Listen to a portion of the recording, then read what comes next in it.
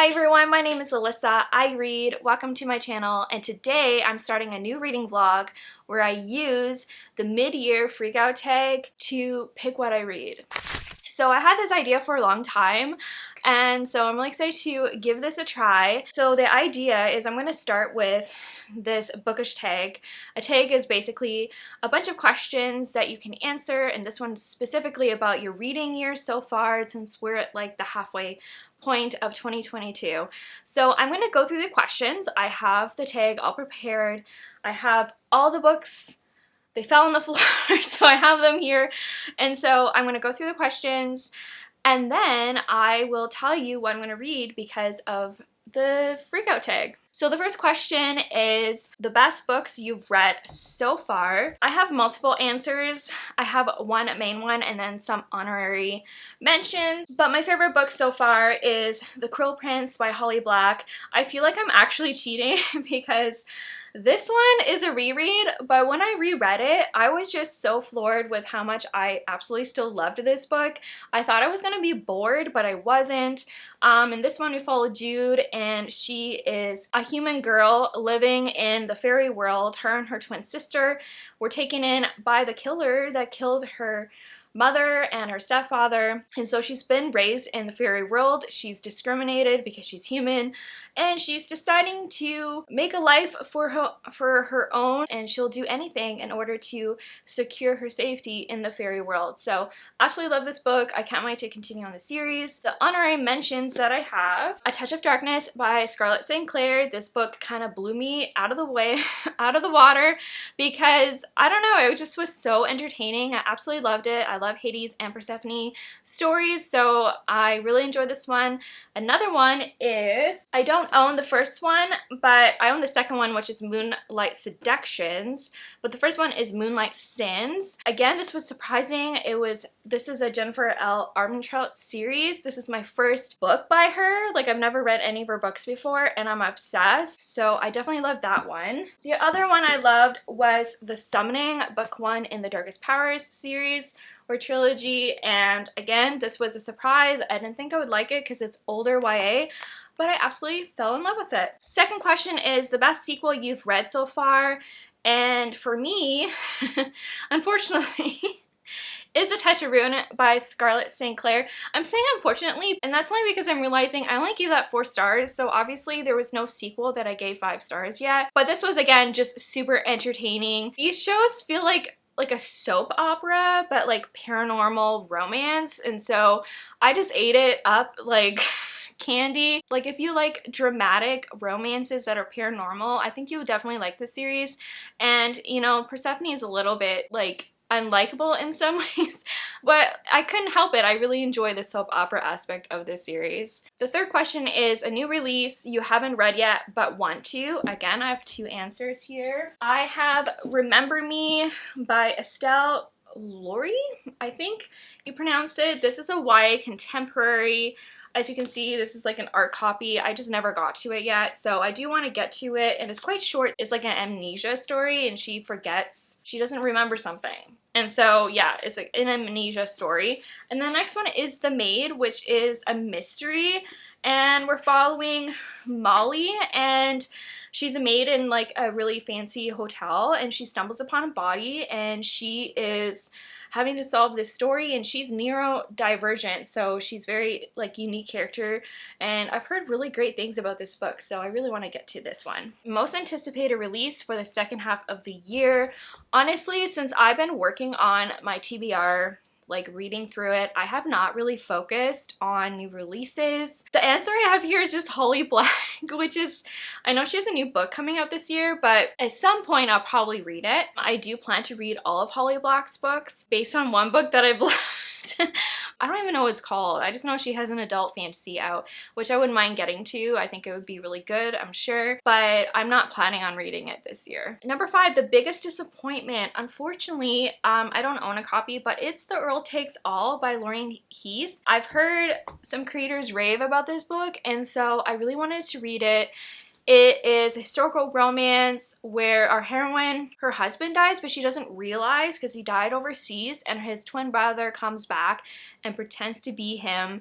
and they connect in a very different way. And the reason why he lies is because she's pregnant. She's miscarried in the past, and the husband who died really wanted to make sure that she can like have this baby and not get distressed and lose the baby having learned that her husband died. And so it is about her romance with the brother, and I really liked that concept. I found it really intriguing.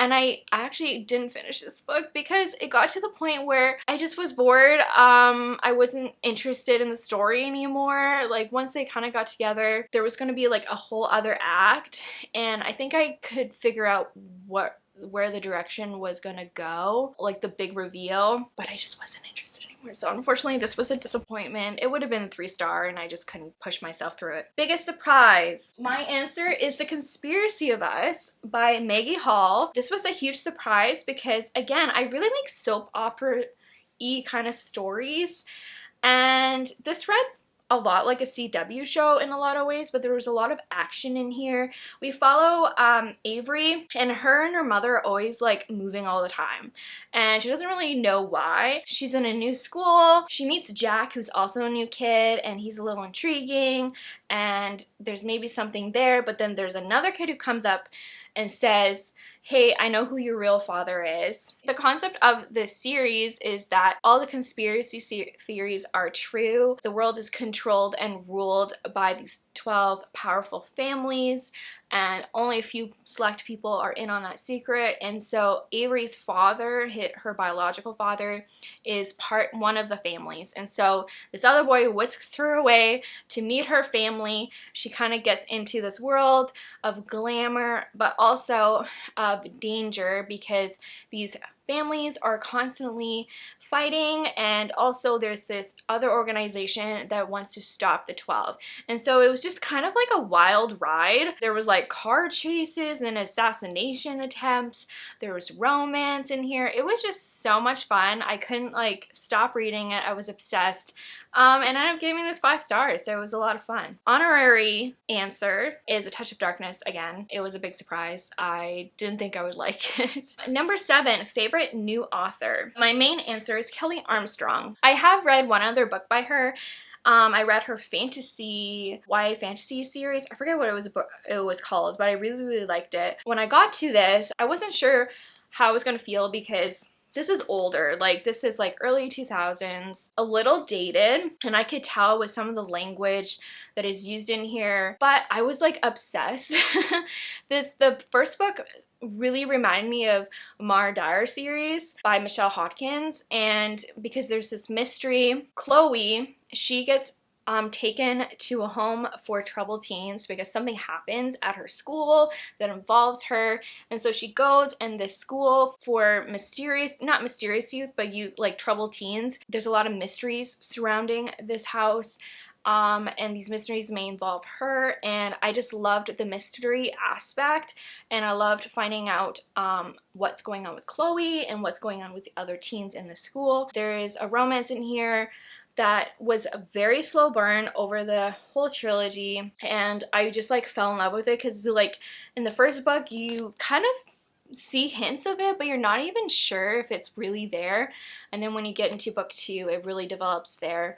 And yeah, I really loved this a lot, and so I'm so excited to read more by Kelly Armstrong. I have some books in her Women of the Other World series, I think that's what it's called, and I think it's the same world but adult fantasy romance, paranormal romance, and so I want to read her other YA stuff. I just like really loved it. There's that. Scarlett St. Clair is gonna be definitely a new favorite author of mine. And then Jennifer L. Armentrout. I really fell in love with Moonlight Sands. That kind of clarified like, yeah, I'm gonna be reading more books from her. My new fictional crush, I'm gonna say like my favorite couple is Chloe and Derek. I just loved their dynamic, and I just loved how they were there for each other because they discover things about themselves that are scary and strange, and they were just there for each other during these like very traumatic moments. And I think that's part of why I loved their romance so much, is because how they were just there for each other, and they're going through some like scary stuff, and it didn't matter what it looked like. or what happened to them or how they reacted. They were just there for each other. And so I think that was the main thing that I absolutely loved about this couple. My newest favorite character is gonna be Percy Jackson. I finally read The Lightning Thief, and my heart just goes out to Percy. Like, he just goes through a lot in this book, and I just want the best things for him. My affection for him is like a motherly affection. Like, I just want the best for him and him to do well, and I understand the hype around Percy Jackson, and so I probably should read the series before the TV show comes out.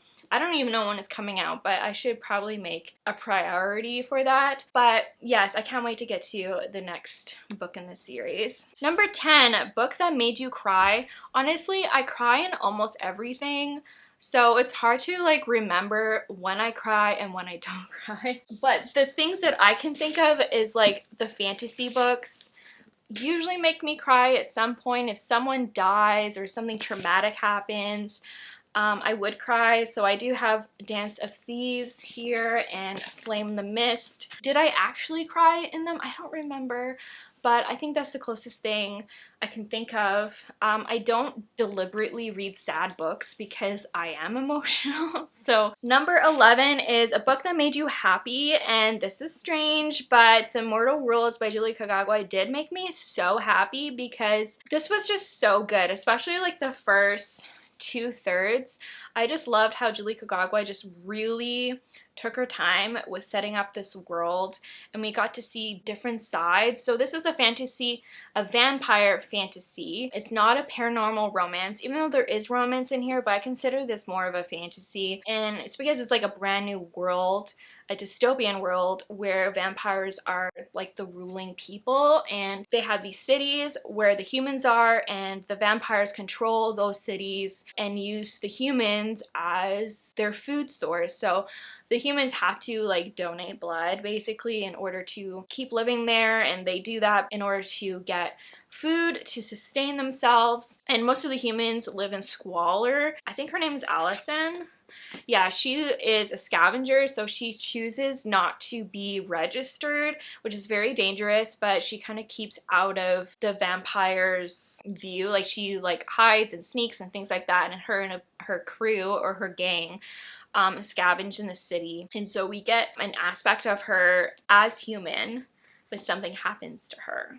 And then you struggle with all these different moral dilemmas when things change in your life. I won't really spoil anything, but I absolutely loved this, and I loved the world so much, and there's some horror aspects in here which I absolutely loved as well. And I do like a really thought out, well-developed dystopian, and I would say this is one of them because of those reasons that made me happy, I guess. Number 12, the most beautiful book you've bought so far. So I did buy books this year, but this one I didn't buy it. I found it in a free library box. So I like left a book, took a book, and I took Tender is the Storm by Joanna Lindsey. I'm just like obsessed with this. I know it's a little scandalous, but this is just like the classic cover when you think of like a historical romance, and I just couldn't believe that I found this.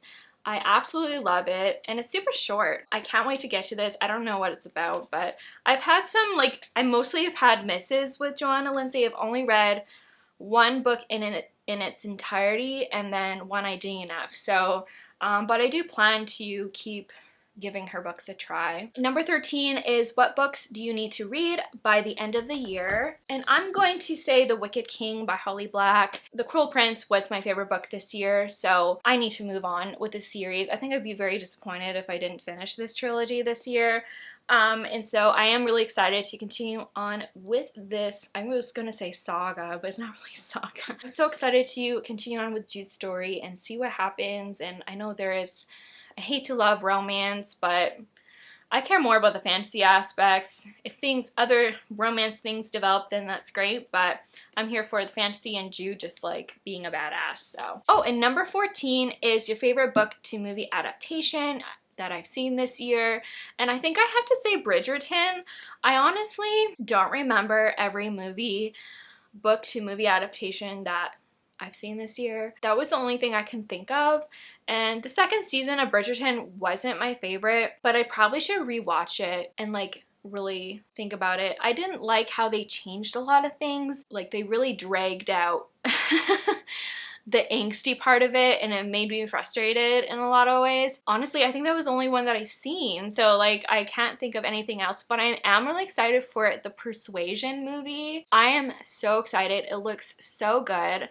They need a really good Persuasion movie because the old BBC one, I don't like it at all. So I am really excited to see this new one coming out. I know it's coming out in July, which is really, really soon. So I'll be definitely watching that. And I need to watch the new Emma. I haven't watched it yet. I think it came out in 2018 or 2019. So I've been really putting it off, but I should watch those. So that is the mid-year freak out tag. So I went through the list of questions and 3 of them are ones to pick books from. So number 3 is the new release you haven't read yet but want to.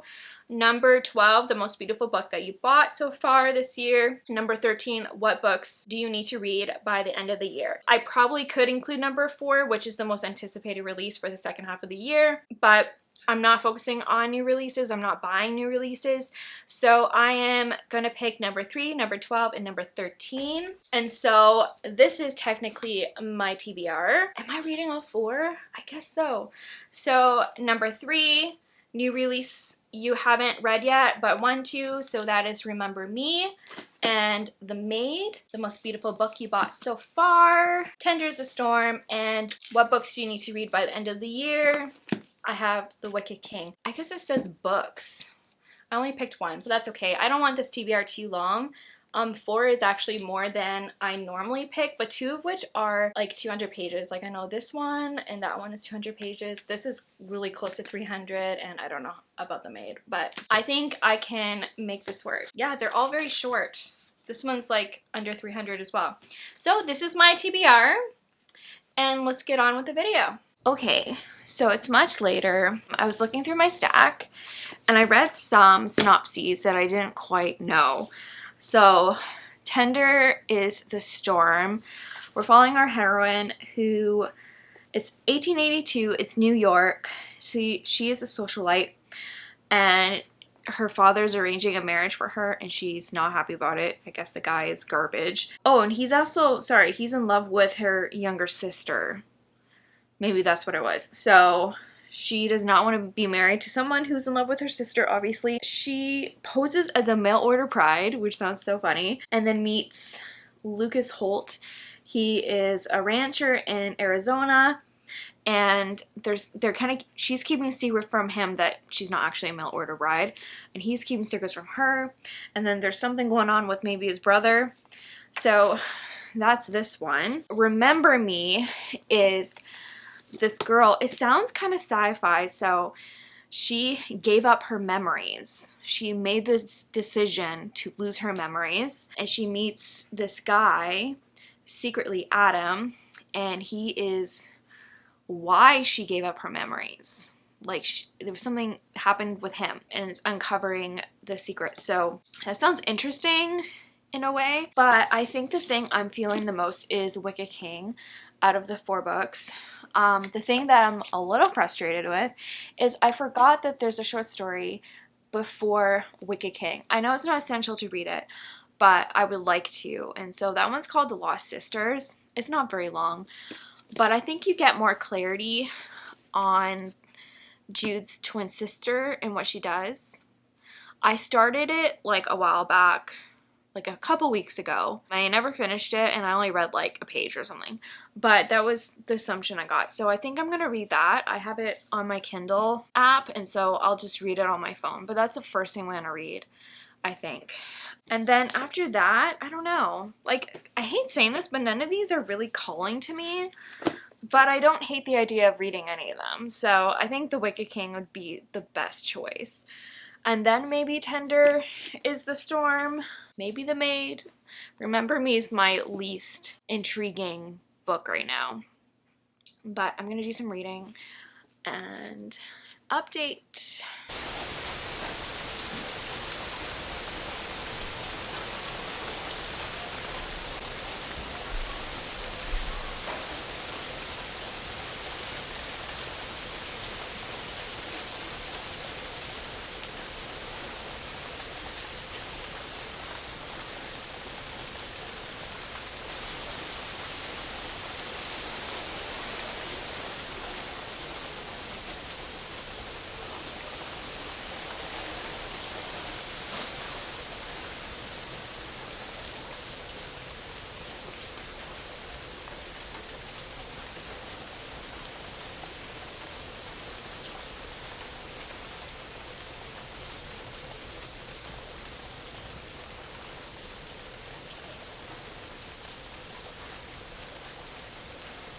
it's the next day. I read and finished The Lost Sisters. I just read it last night. It was very short. I think maybe like 40 pages.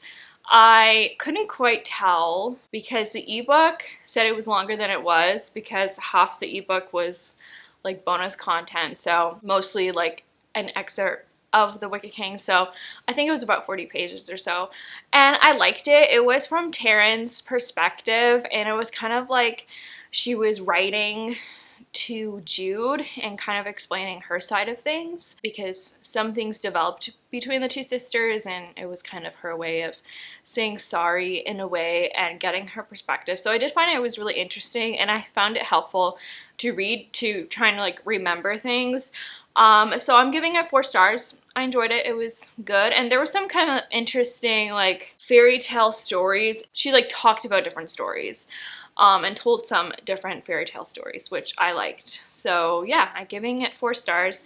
I just started The Wicked King. I am that far way through, not very far. I'm on page 46. I read a little bit last night, and I read a little bit more this morning. I'm liking it so far. I like this world, so it wasn't going to be hard to please me. But nothing really is happening quite yet. Like a little bit, but not much. And Carden is getting up to some business. So I'm more intrigued now because he's not being a very good... He's getting into some shenanigans, let's just say. And yeah, I'm kind of curious to see. I'm not sure if I can trust Taryn currently. I'm kind of curious to see what happens there. But yeah, nothing has really happened. I just barely started, but that's where I'm at right now. So, good morning.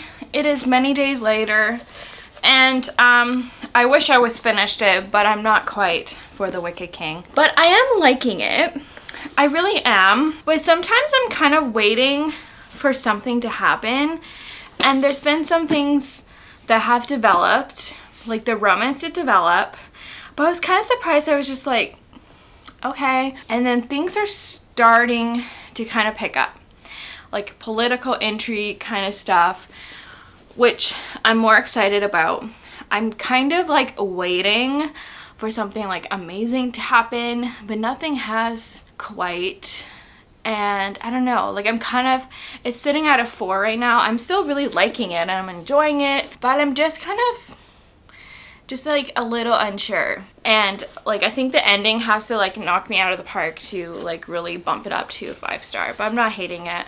I like being with Jude again and seeing what's going on and seeing her in her own position and her feelings develop. But at the same time, like when things developed, I just was, I don't know, I wasn't like excited or anything. I was just like, oh, okay.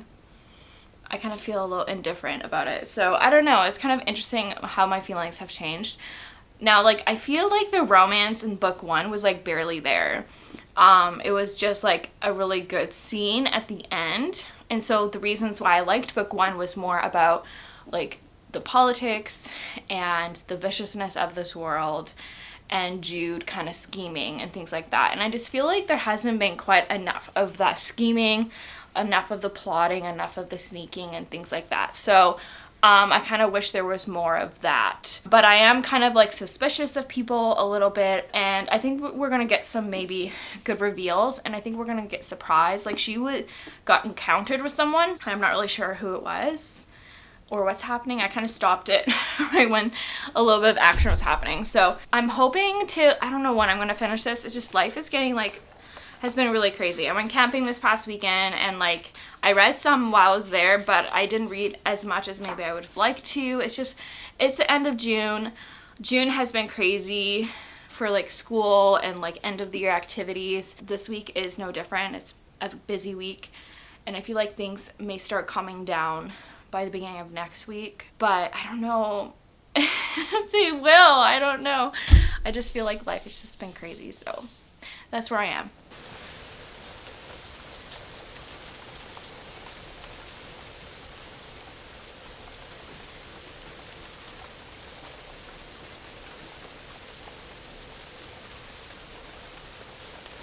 So, I have some good news. Last night I finished The Wicked King. You know what? It turned out to be pretty good. I'm so happy that I can even say that because I was really worried reading it. It wasn't bad. It wasn't a bad book. I was enjoying myself. It just didn't quite meet my expectations at first. I felt like she really took her time to amp up the intrigue and the scheming and the main plot and the twists and everything. I wish there was more of that, and there wasn't. There was kind of, I don't even know if it was like laying the groundwork. It just felt kind of boring a little bit. There were some good romance stuff, and the romance did get me in the end. I did enjoy the things that I read. The first encounter though, it was like fine. I just remember feeling surprised that I didn't really feel anything, but I most definitely felt things near the end. I got really, really shocked. So it was like the last 100 pages felt like a 5-star, where the first 200 pages felt more like a 4-star. I guess if you want to average it, I would be like 4.33 star rating, but it's probably like a 4.5. So it was still really, really good. Not as good as book 1. I loved the twist at the end though. I found that so shocking, and I was so surprised that happened, and it was great. And I think the thing that really established, the thing that I got away from reading this is that this is not a romance. I know there's a romantic plot in here and people love it, but I don't think that's the main point. I don't think that's the main point of the story. I know it's there and it's nice and we all like it, but I think this is more about Jude, and I am really excited to see what's going to happen, what she's going to do, how to scrape her way back to the top. And I did watch some reviews, and the twist at the end, some people think the way things were left off, like someone did something to someone else. And someone thinks that maybe I've heard someone say they think that person was scheming and that they didn't actually mean for that thing to happen.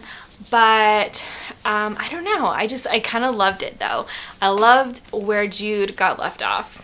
And, you know, she has to prove herself yet again. I liked the exploration of the undersea. I thought that was really good. And I liked kind of seeing Jude having to survive and do things in order to keep herself alive. I enjoyed her dynamic with her father, Maddox, and all that stuff. I liked how there was double crossing, and in a lot of ways you can't trust anyone. Still, I love this world. I love it so much. So the fact that I don't have my whole hopes for this romance, I'm really hopeful that book 3 is going to be good for me, because I've heard people felt disappointed, and I'm wondering if it's more about the romance. I don't know. I could be wrong. I don't know why people feel that way about the third book being disappointing, but I assume it's more about the romance, but I could be wrong. So no spoilers, please. I really want to keep my spoilers to a minimum. So I think 4.5 is where I'm landing. I did start The Maid. I have it upstairs, so I don't have it on me. I like it so far. I barely just started. I think I read like maybe 20 pages, and we start off pretty much right away getting acquainted with Molly. She's a maid, and she struggles with social cues, which gets explained really well, and she's very precise.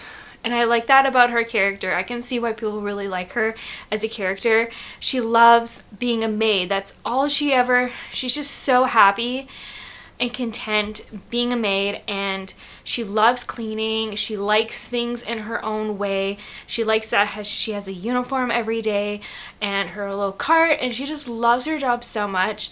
And that is her life. She's a maid, and her grandmother who raised her died like maybe 9 months ago. And she talks about that. She talks about how it was just her and her grandmother. And so in a lot of ways she is grieving. She really misses her grandmother. Her grieving is a lot different than other people, but you really feel for her as a character. And it started off pretty much right away that she talks about how she finds this body, Mr. Black, in one of the rooms, and she's, as of right now, just going over every detail of that day, which is really interesting. So I think it's going to be really interesting seeing this mystery from her perspective because of her mind, because she can detail things so interestingly, and she will notice things that other people don't because she is so precise when it comes to her job and the details. She's really like, just like, she does everything so precisely, and she's like a perfectionist, but not in a bad way. Like, it doesn't cause her stress. She just really enjoys cleaning these rooms. I don't read a lot of mysteries where it's just like a mystery, and I like mysteries, but it's usually like a mystery with a romance or a mystery within a fantasy. And so this is gonna be a good experience for me to see if I like it or not. And it kind of has a cozy feel. It's in like a fancy hotel, that's where she works, and it's with all these rich people, and it's good so far. I like it. So that is what I'm currently reading, and that's that.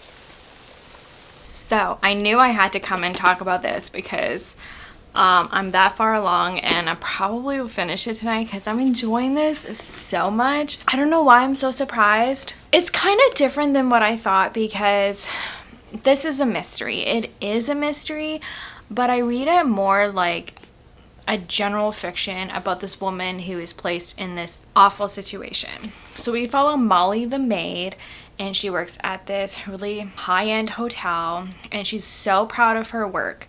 She's a maid, and she's just uniquely enthralled with her job. She is neurodivergent, so she really struggles with social interactions and cues, and she just doesn't understand social situations, and she can't read people properly, and she's constantly learning different interactions. But you're reading from her perspective, and you can like tell the struggle that she's having, and it's really interesting because you're reading from her perspective, and when she's describing things to you, you know what's happening. You understand the situation, you understand what the other person is doing or saying or how they're interpreting the conversation, and you really feel for Molly. She is really struggling a lot because her grandmother passed, and it was just her and her grandmother living in this tiny apartment. Her grandmother was a maid as well, and her grandmother tried really, really hard to kind of set her up so she can make it on her own, and sadly people have taken advantage of Molly, where she is in a bind financially, and she's just making it day by day, and people in the hotel are abusing her as well because she doesn't understand situations very well, and so she gets swept up in this murder case. She finds the body herself, and she gets accused of the murder even though she is completely innocent, and as the reader you know she is innocent. It is a mystery because you don't really know who did it. You kind of are trying to piece it together yourself. It's more about Molly and her struggles with her differences being in this situation, how she's going to get out of it.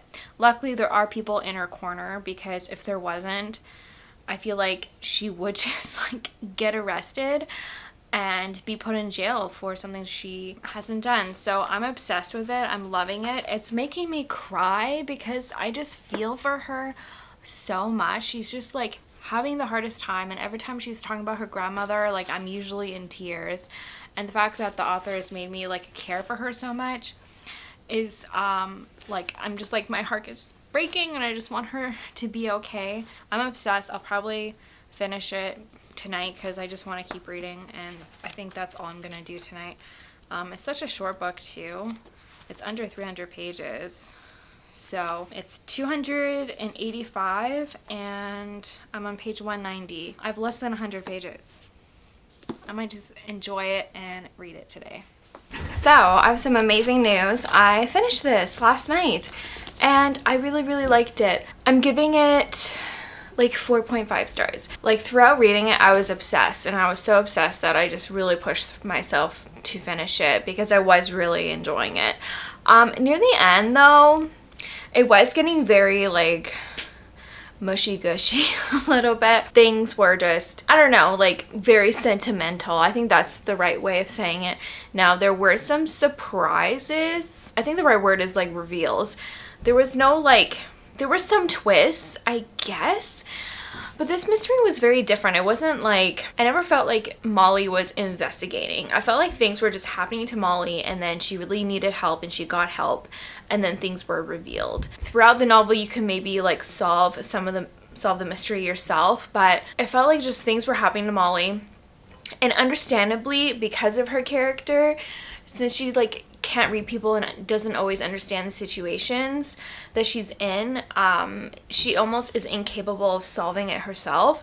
So it was like essential for her to have people to help her at the end. It was just strange though when like certain reveals happened because it was just told to us, and like we would relive these reveals. I'm like mostly talking about like the last one. There was a last reveal that was, I guess, the most surprising one, and it was you wouldn't have picked up on it, which is fine because I went back and reread some sections. It's like it was like omitted out, and like whatever, that's okay, but I wasn't sure how I felt about it because it really changes your thoughts on Molly, and that's okay too. It was really good to like feel challenged about your perspective on Molly. So like that was really cool because I did feel really, really challenged.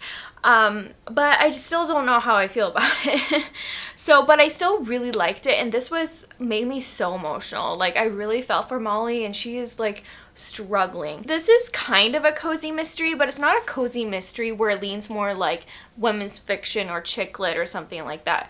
There's a bit of a romance, but I feel like it's cozy along the lines because it's set in one place and it's very like isolated story, and it's cozy because we really enjoy Molly as a character. Besides that, it doesn't fall on your traditional tropes of a cozy mystery, at least my interpretation of a cozy mystery. I never technically read one, but I've watched quite a few like detective shows that are more on the cozy side, so I kind of have an idea of what to expect from a cozy mystery. But I do really recommend this. This is ending more like a 4.5. I really, really loved it, and I'm excited to see what else Nita Prose comes out with. So I absolutely, yeah, like that was such an amazing read and really surprising because I don't know, I didn't know what to expect. I didn't think it was going to be bad or anything. I just wasn't sure how I would respond to it because it's kind of outside of my genre. I have 2 options left to read, and I'm not even sure what I'm feeling. I might lean towards this, but I don't know. I think I'll just pick something up when it's time for me to read. Yeah, I'm not really sure what I'm feeling. Maybe Remember Me, because it is a bit of a mystery as well, because we're trying to figure out why she has lost her memories and why she chose that for herself. It'll probably be a really quick read for me too, so I think they both will because they're both really short. I feel like this would take me longer to read because like the font is a lot more dense than this one, I think. I don't know. Whatever, it doesn't matter. I'll pick something and I'll let you know.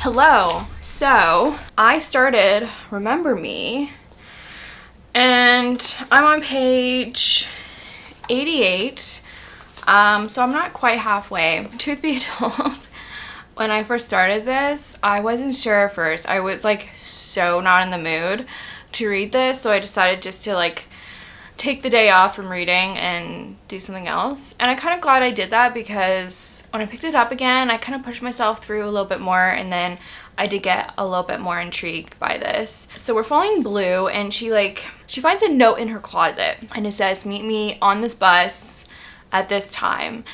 And she doesn't know what it means, and she kind of has headaches, and she seems like she can't remember certain things, and she doesn't know why.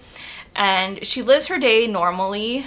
The day before her birthday, she goes to school with her best friends. She lives with her grandmother, and she just has a traditional day, but things are strange. She feels like something is off, and she kind of feels a little bit unwell.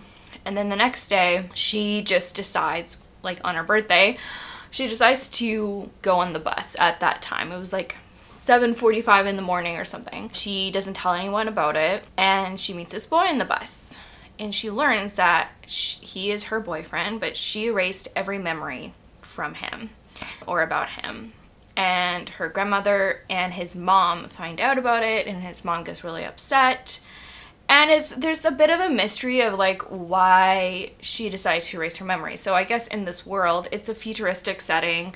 I guess it's a little bit dystopian, because they have this procedure where you can erase your memories, and it kind of works around the idea that they developed this technology or this operation to help teens who are struggling with suicide. And I guess this town is starting to see a lot of suicides with the young population, and this is an option for these teens who are really struggling. So it sounds like Blue was struggling with mental illness before this, and she decided to have this procedure, I guess. And so I'm not sure how I feel, especially the question around mental illness and erasing these thoughts and feelings. I don't think it's bad. I don't think it's a bad discussion. I think it's maybe a good discussion. But I'm just not sure how I feel. It feels okay right now. I'm neither hating it and I'm neither loving it. Does that make any sense? I was more intrigued and excited when there's this possible romance, and I almost wondered if her struggles were maybe had nothing to do with him and had to do with maybe her family, because she is from a broken home. Her mother died and her father kind of left her with her grandmother. But I don't think it's about that. I think it's about their relationship, and I'm just not really I don't know what's gonna happen. So I'm still reading this. It's sitting at a 3. Yeah, I'm not really sure how I feel about it. I wasn't sure if I even wanted to read it in the first place. I'm willing to keep trying, but if I can't if I don't like it, then I won't finish it. So that's where I'm sitting as of right now.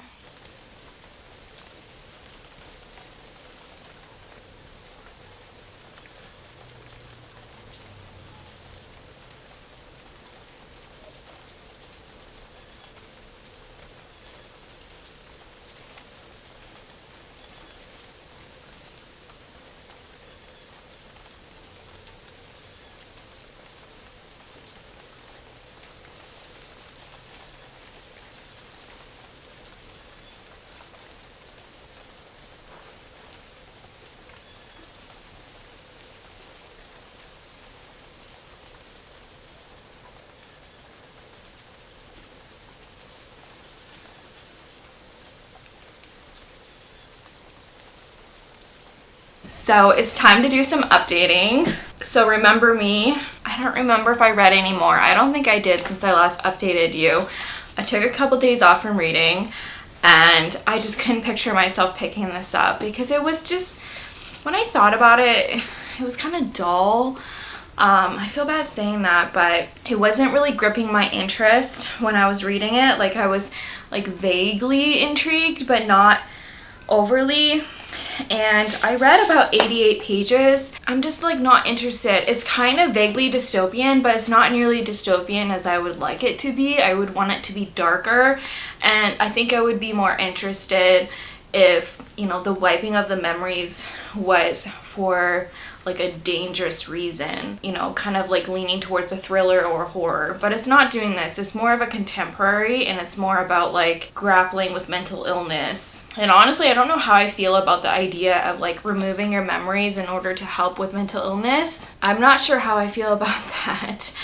And I'm not saying the author would do a bad job of exploring those topics and ideas. I wasn't gripped. Like I read 87 pages, and this book is only 256, and I'm like not interested in continuing. So I feel really bad that I don't want to read this, but I did the right thing, which was pick something else up, which is Tender is the Storm, and I'm like so obsessed. So I can tell the difference of interest when I pick something else up and I'm like gripped. And I'm kind of surprised because so far Joanna Lindsay hasn't quite worked out.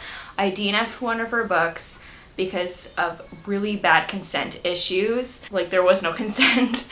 It was on page sexual assault to the worst extreme. And then the other one was like a 3-star. I did like it, but I had my issues with that one as well. So I'm kind of surprised that I'm like so into this. But there are issues still, like not great issues. So let's start with the good. So we're following Charisse. Actually we start off exploring the men's perspective. There's 2 male characters and they're brothers, they're twin brothers. And it starts off kind of learning about their backstory. One, his name is Slade, and then Luke. And their father was a gold miner. So this is set in like mid 1800s in America, Wild West kind of setting. And their father went out west in order to, he was a prospector, that's what they called him. I'm learning all this terminology, to try and find gold, and he did. And there were people who ended up killing him because they wanted the gold mine, and so they were after him. And then they went after the twin boys, and they were young, they were like 10 or something, and they got away, but they got separated. So Slade, he lived in the wild, he just survived on his own. Luke, he went back, I forget where they were from, but he went back and lived with an aunt, and then he came back out when he was an adult to find Slade. Slade, once he was old enough, killed the man who killed his father. And then, but the man who killed their father, he was a hired man. So there's still this evil person who killed their father. And then many years later, when they're about like mid-20s, Luke, he's kind of back in the same area where Slade is.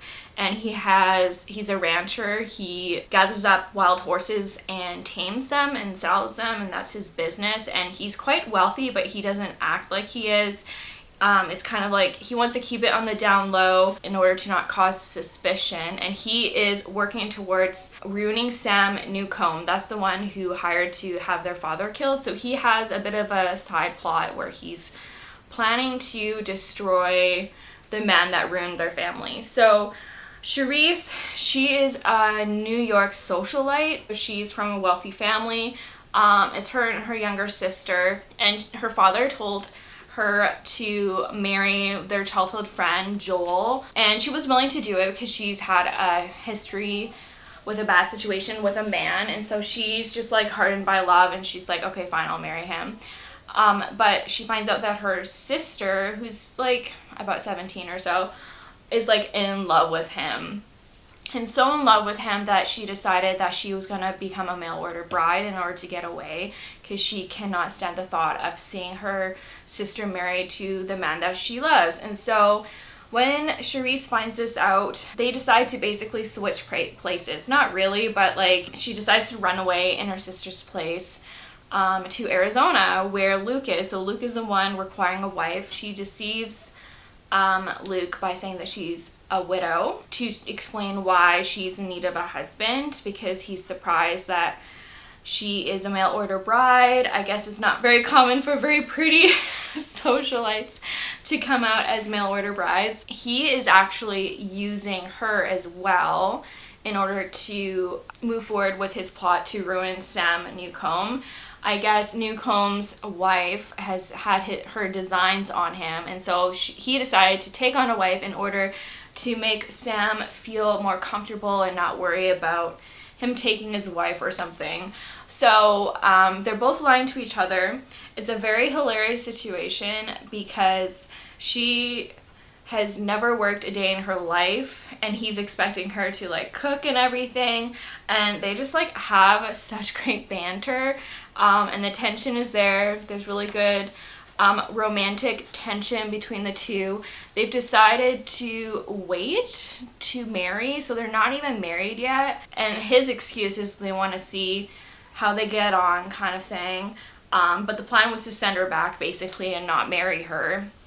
He just wants to use her presence in order to make Sam Newcomb feel more comfortable, because he's doing like, he's kind of tricking him into business investments. He wants to ruin him financially, and so he's kind of scheming and leading Sam Newcomb on when it comes to certain investments. I think it's specifically with the railroad. I don't know if it's like a real investment or not, so I'm not quite sure if I understand that part, but there's great tension between the two, and I think Slade is going to get into the picture too. She might have some feelings for him, so there may be a bit of a love triangle.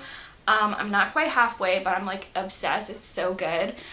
There are bad things in here. Since it's like a Wild West kind of romance, obviously there is an incorporation of Indigenous people in here. This is written by a white woman, so obviously the representation isn't great. There is language in here talking about them that is racist. It's not good. It's not a good look at all.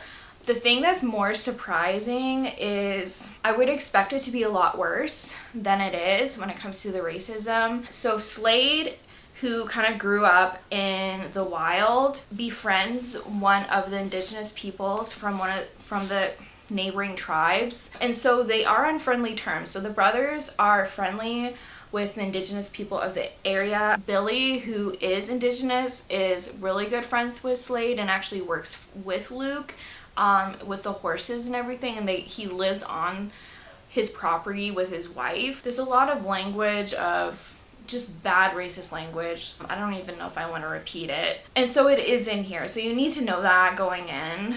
So that is really unfortunate, but when it comes to Luke and Charisse, I'm obsessed. Think I'm DNFing Remember Me. It's not bad. I still encourage people to maybe give it a try. It's not quite working for me, but I'm so excited that I picked up this one. So when it comes to the unfortunate situation of the racism, I think I need to dock off at least a half star, if not maybe a full star. But this is like reading like a 5-star read right now because I just love it so much.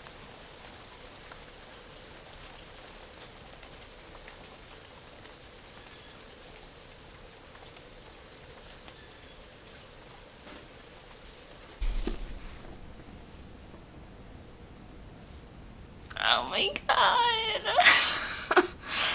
Oh my god, this was like so good. I did not anticipate this being so amazing, and I was just so obsessed. And the twist at the end, I couldn't get over it. I had no idea there was going to be a twist in here at all. In hindsight, I realized I should have picked up on the signs. I feel so stupid. But with the romance, you don't always expect like a big reveal twist to happen. But this was so good, and I was like freaking out at the end. I was like, ah, I couldn't believe it. This was so good. I really want to give it 5 stars because this is something I would totally reread, which is so shocking. This is such a classic. This is from like 85, and the dramatics and the angst and just complete surprises. And, you know, you think they're not, like, you know they're going to end up together, but, like, they really drawn it out. And I love the Wild West setting and the New York setting. There's even some Paris in here, not very much. Luke, as a hero, is so good and so much fun. The banter between the two characters is just top notch. It's just so good. And, I loved it so much, and the concept is amazing. In my heart, it's 5 stars, but when it comes to the very blatant racism in here, obviously I have to dock at least a half star.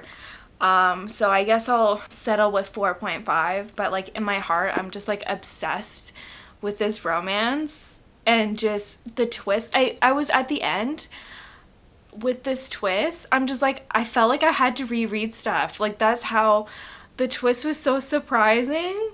So this is definitely a reread in the future. Oh my goodness, I was not anticipating falling in love with this story because I had struggles in the past with Joanna Lindsey.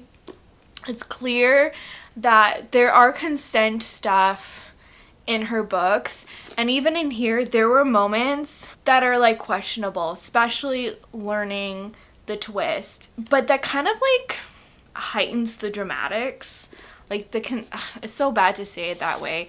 Consent is essential in any relationship. I totally agree, but the threat of stuff kind of like heightens the dramatics, if that makes any sense. Yeah, it's not like it's not great. It's not great, but this was a wild ride. This was so much fun. I had a lot of fun reading this. I can't wait to read more of her books. Like I'm just shocked. I'm totally shocked. So I have to go look and see what else she has written and figure out which ones are probably a better choice. I have actually another book on my bookshelf from her, but oh my goodness, I did not anticipate this happening, but I'm excited to read more of her books. So 4.5, I just kind of pumped it out today because I was just like obsessed. So this is gonna be the end of the vlog. Just a quick recap. I'm pretty sure I started off with Wicked King, and I think I gave this 4.5. I think that's where I ended off with. This was also 4.5, and this was 4.5. That's so strange. But then I have a DNF. I need to move on. I don't think I can go back to that. So that is it. I hope you guys enjoyed this video. Check out Tender the Storm because it's like one of my new favorite romances ever. So just be wary of the problematic content in that book. But besides that, it's so good. Oh my god, I can't get over it. I'm still like, ah. But that is it for this video. I hope you enjoyed it. If you like this video, please give it a thumbs up. Please subscribe if you have not done so. And you know what? I want you to keep reading. Bye.